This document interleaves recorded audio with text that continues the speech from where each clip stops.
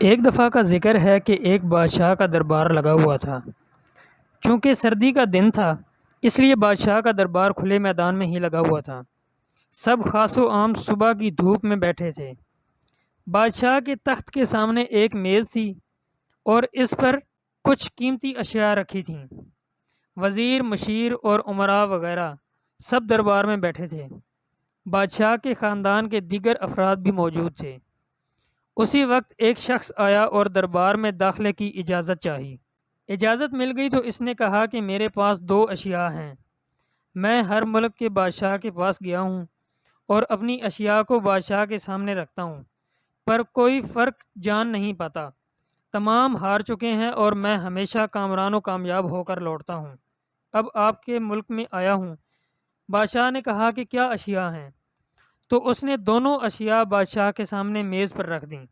وہ دونوں اشیاء دیکھنے میں بالکل ایک جیسی جسامت، یکساں رنگت، یکساں چمک، گویا کہ یہ دونوں اشیاء ایک دوسرے کی نقل محسوس ہوتی تھیں۔ بادشاہ نے کہا کہ یہ دونوں اشیاء تو بالکل ایک جیسی ہیں۔ تو اس شخص نے کہا جی ہاں، دکھائی تو ایک سی دیتی ہیں لیکن ہیں مختلف۔ ان میں سے ایک ہے بہت قیمتی ہیرا اور ایک ہے شیشہ۔ بظاہر یہ دونوں ایک سے ہیں، کوئی آج تک یہ نہیں پہچان سکا کہ کون سا ہیرا ہے اور کون سا شیشہ۔ کوئی جانچ کر بتائے کہ ان میں سے ہیرا کون سا ہے اور کون سا شیشہ ہے۔ اگر کوئی صحیح پہچان گیا اور میں ہار گیا تو یہ قیمتی ہیرا آپ کا ہو جائے گا، لیکن شرط یہ ہے کہ اگر کوئی پہچان نہیں پایا تو اس ہیرے کی جو قیمت ہے اتنی رقم آپ کو مجھے بطور انعام دینا ہوگی۔ اسی طرح میں کئی ممالک سے جیت کر آیا ہوں۔ بادشاہ نے کہا کہ میں تو نہیں پہچان سکتا۔ وزیر و مشیر بولے ہم بھی جانچ نہیں سکتے کیونکہ دونوں بالکل ایک جیسے ہیں۔ سب کو گمان تھا کہ اب تو شکست ہی مقدر ہے، لیکن شکست پر انعام کا مسئلہ بھی نہیں تھا کیونکہ بادشاہ کے پاس بہت دولت تھی۔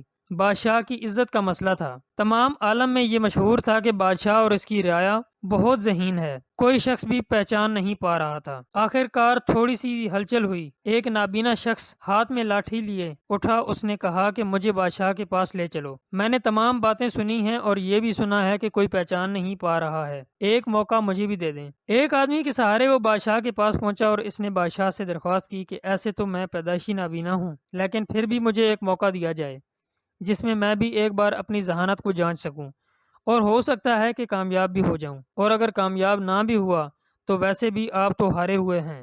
بادشاہ کو محسوس ہوا کہ اسے موقع دینے میں کیا حرج ہے۔ بادشاہ نے کہا کہ ٹھیک ہے۔ اس نابینا شخص کو دونوں چیزیں چھونے کے لیے دے دی گئیں اور پوچھا گیا کہ ان میں سے کون سا ہیرا ہے اور کون سا شیشہ، یہی آپ کو معلوم کرنا ہے۔ اس آدمی نے ایک لمحے میں کہہ دیا کہ یہ ہیرا ہے اور یہ شیشہ۔ جو آدمی اتنی جگہوں سے جیت کر آیا تھا وہ بہت حیران ہو گیا اور کہا کہ ٹھیک ہے، آپ نے صحیح پہچانا، آپ کو مبارک ہو۔